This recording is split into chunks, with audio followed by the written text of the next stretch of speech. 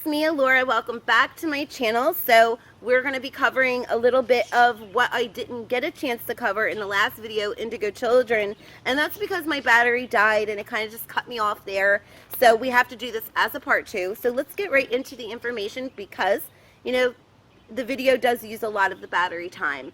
So first of all, we are talking about consciousness and how it has nothing to do with your aura. Obviously, your aura is going to emit the energies of your thoughts and feelings that you're experiencing at the time. So it could be any array of vibrations and colors that are within the frequency that is your electromagnetic field. Now, when we look into the consciousness, this is something that's totally different. Your consciousness is the ray of light that you descend down from. It is that color spectrum of your creator who made you. So for an example, if somebody had been created by Archangel Jophiel, their light would have been within that golden or yellow spectrum. But as light travels from its source, it starts to lengthen and slow down, like I said.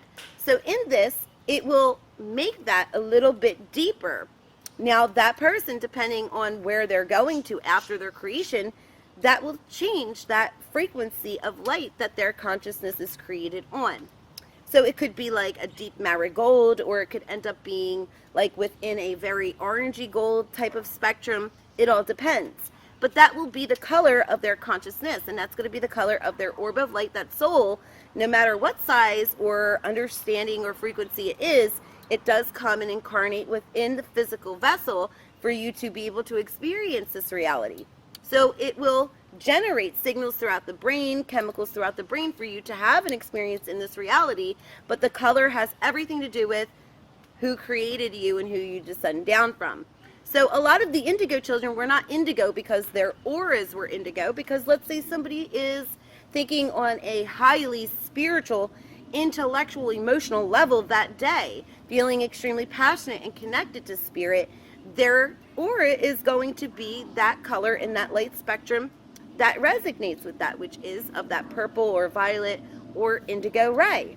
But it may not be that way all the time. So therefore, they wouldn't be indigo child because you don't know what the color of their soul is inside. And their aura could be just that one color for that one particular moment. Plus, you have atmospheric energies that affect you. You have people that come into your aura that will affect you. Their vibration may overpower yours, or yours may combine with theirs, changing the colors. So it really all depends on what's within, not without. The aura is just the electromagnetic field around you that it contains the thoughts and feelings that float around you. And that's why I always say, get a fractal grid of protection or an Archangel Michael Pleiadian grid, because it filters out the negativity that could get into your aura from other people's thoughts and feelings. So that brings me to the topic of crystal children. Let's do them first, because crystal children are really just a lot different, because number one, crystals are more or less of a clear aura, and it has a lot of white light vibration in it. And then you can also see a very high vibration of UV, which means they're going to have a very, very bright ultraviolet coloring to it. And since ultraviolet is unseen to the human eye, even to some of the very best psychics, it's going to look like there is no color present within the aura at all. So that is very significant to their consciousness, because when you have transcended, that is now when your aura is going to start matching the consciousness that's within. So with that crystalline structure of consciousness that you are as a crystal child, everything's going to start resonating with you, because that's the highest vibrating energy that you can reach in your ascension process. And the reason why is because you have now reached above indigo, which is pretty high. The violets are up there in that color spectrum. That is the highest vibration that you can get to, UV. So now you have total and complete spiritual enlightenment, and that's all you're going to ever think about. All that your life is going to contain. Your whole entire path is going to consist on being the ultimate spiritual person, and that is going to reflect off in your thoughts and your feelings that you emit from that. So that's why we come to a very different conclusion when it comes to the crystals, that not only is their consciousness going to be crystal, but it's also going to match up with their aura. So it's in those instances that those two will go hand in hand. But in a lot of other instances, before you get to that extremely high level in the spectrum, it's not going to so much as match up. Your thoughts and feelings may not always 100% align with what your consciousness says originally. And the reason for that is because this world has many influences, there are many teachings, many misconceptions, there are a lot of different truths, there are different perceptions of those truths, and also, you know, you have the opinions of your family, the opinions of your peers, social media, the different interests that you have, and if that's what you're focusing on, you're not really looking so much into your original soul programming. Because like I said in my higher self video, what your higher self thinks about who they are and what they're after in this experience is going to be something that you probably haven't even thought of, because they are divine. They have a totally different outlook on life. They care about very different things because they're perfect. So in this, they are not going to be the same as you are in this world. So if your consciousness is not at that UV ray yet, and you're still like on indigo or blue or so on, your actions are not always going to coincide with your consciousness. You may do things that are based on what you see surfacely instead. And then that's going to give you different thoughts and feelings that will change the color of your aura so that it doesn't match up to the color of the consciousness within. So I know it's all very complicated to understand, but that's exactly how it goes and that's how it is. But when you finally do transcend and you have reached the highest level of enlightenment that you can get to in this lifetime as a crystal consciousness, that is when your thoughts, your feelings, your actions, your relationships, your purpose, everything aligns, and it shows inside and without.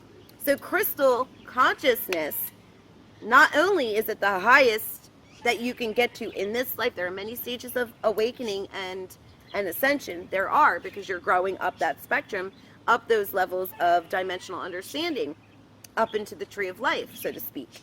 And as you do so, you know, you are operating on different levels. So when you finally reach that crystal understanding, that means that you've learned everything that you possibly can in this lifetime, and now your whole entire life is patterned after that. So your aura will be consistent of having like a translucency to it. It will have particles of like purple. You will also have particles of white light.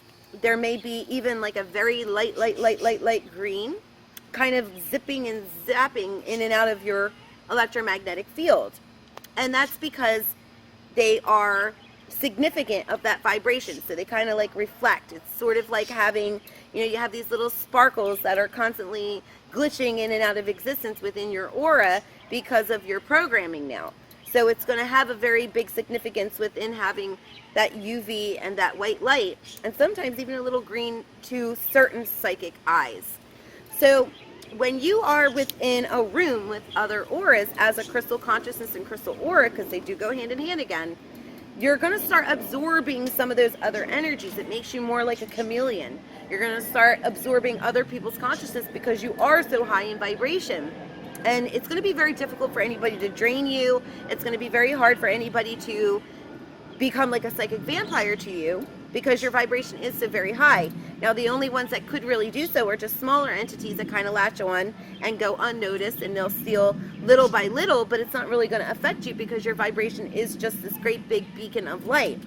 So within that, you're going to absorb everybody else's. So it does kind of make you a little bit of a psychic vampire now because your energy is so strong, and it could be very intimidating to other people. People that come to meet you may feel that strong vibration, whether they're psychic or not.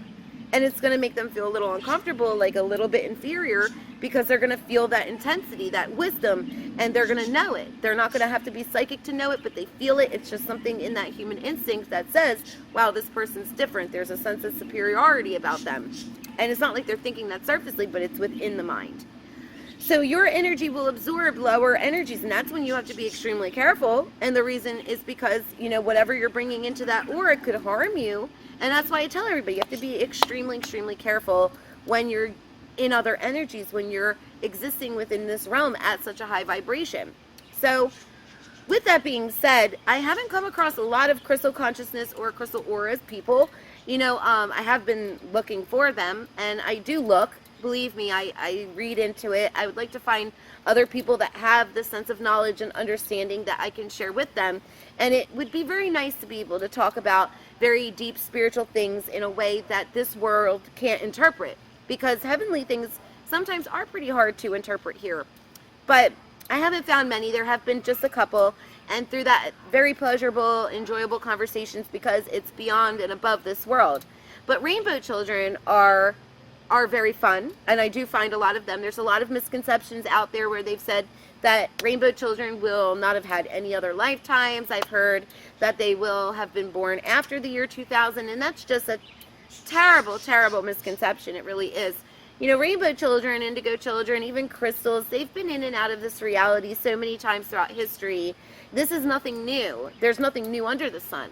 But with that, rainbow children, they can resonate with everybody because they are on all of these different levels. So they have a little bit of everything. They have an understanding of the material world around them. They have an understanding of spirituality. They understand their feelings. They understand their logic. And usually, to get there, you have to go through these stages. You have to go through the stages of enlightenment. So when you reach rainbow consciousness, what ultimately has happened is that you have transcended many of the fields and levels of understanding here in this world to where it finally becomes one great big spiritual understanding and leads you to be not from rainbow, but it'll now transcend you from rainbow into indigo. And then that indigo consciousness is what's going to end up leading you into the crystal. You'll transcend, because as soon as you start to master your indigo consciousness as you ascend through consciousness, not by aura again, once you start to do that, then you have to work hard at finally putting the pieces of the puzzle together of your life to align your life spiritually with your understanding, to make it manifest not only physically, but emotionally, spiritually, mentally, and you have to start creating your reality based on that. And once you have, and it's consistent, and there are no holdbacks, that's when you're going to finally transcend into that crystal energy, and that's when you know that you've reached total awareness and enlightenment. So it goes in these stages. It's the rainbows first, and then people that are working on their individual levels of consciousness, you know, they'll have their own particular consciousness color that they're created on. Like I said, creation, you know, it brought many particles of all different sizes and vibrations of where people were going to be. Some were created already as crystal consciousness. Some created as a red consciousness. It all depends on how that intelligence is being used. So rainbows are people that have worked on all of those different pathways, and they are people that are beginning to understand how all of that information and intelligence works in their life now so that they can get to that next level. So everybody's always at their own different stage of awakening and development. It's about transcending that stage to get to the next, where you bring it all together into that rainbow consciousness, and then transcending that into one great big spiritual awareness, then putting that into actions physically that lead you into a total enlightenment. So it works in stages of consciousness and development. It really does. And some are born already that way, awakened and enlightened.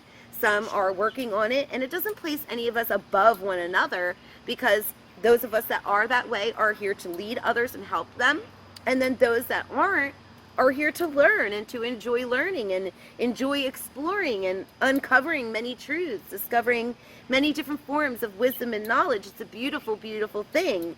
And that's why I never get it, why people are always like having to be something very specific. They follow the trend. I said it in other videos. People have come to me and said, oh, Alura, I'm from Atlantis, I'm a Pleiadian, I'm an indigo child. And I'm thinking to myself, wow, there's a lot of those, because I've had thousands of people come to me saying that. And I'm thinking, well, not everybody's going to be on the same level. You know, we're all created differently and uniquely.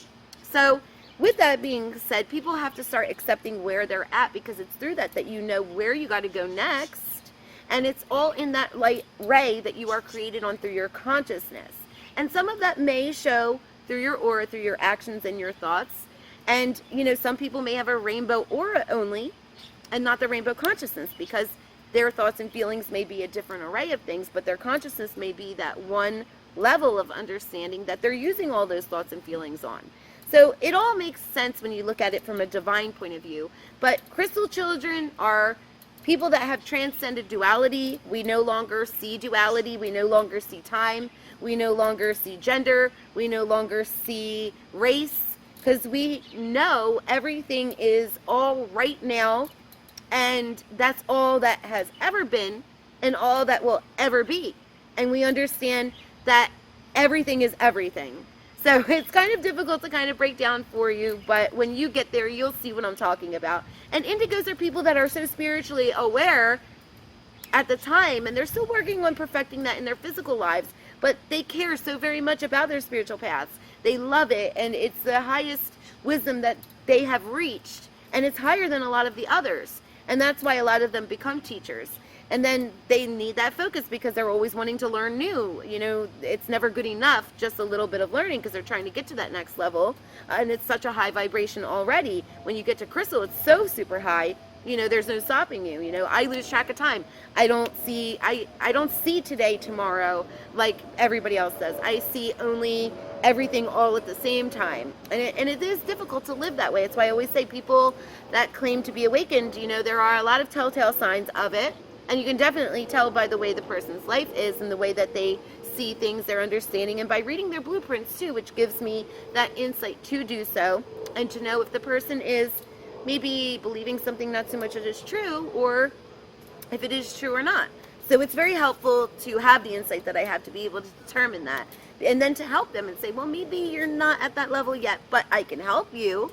And then once they accept it, they grow. And then rainbow children, you know, just to sum this all up, rainbows they're very moody. They have different moods. You know, they are very withdrawn socially because they don't really know their place. They're so many different places all at once. They are extremely friendly when they do feel comfortable though. But in that, you know, it's hard for them to find their place in life just like the rest of them, because these are people that are transcending different levels of understanding.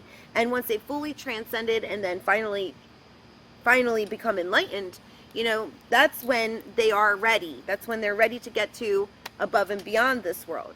But those that are rainbow, they are just now finishing up learning all the different things that they've learned here, and they're ready to go to that total spiritual understanding of it, to where they can finally transcend Earth's spiritual understanding and go to the next level. So I hope that you understand everything in this video. I know that it's quite complicated at times, but rainbow children are very loving, very spirited, very free. They have many different insights into many different things. And at times, you know, sometimes their opinions will change, their ideas will change because of all those different frequencies working with inside themselves. Many different emotions that they experience, you know. Some of them have been known to be very emotionally unstable, according to, you know, medical term. But that's not really what it is at all. They're just on so many different vibrations that they're experiencing them a lot at the same time. And that can lead to many different emotions and thoughts. But they are very smart, as are the other spiritual types. Indigos and crystals and rainbows are significant merely because these are people that have transcended a great amount of truth. And it's either on a physical level, just coming into their spiritual level, or it's transcending both as a crystal. So I love you all so very much. I hope that you know that you're very special to me, and I always wish you the greatest of love. We'll go into this topic a little bit more, maybe individually in the future, but for now, I hope this information satisfies your thirst for hunger, for knowledge and wisdom, and I'll see you next video. Namaste.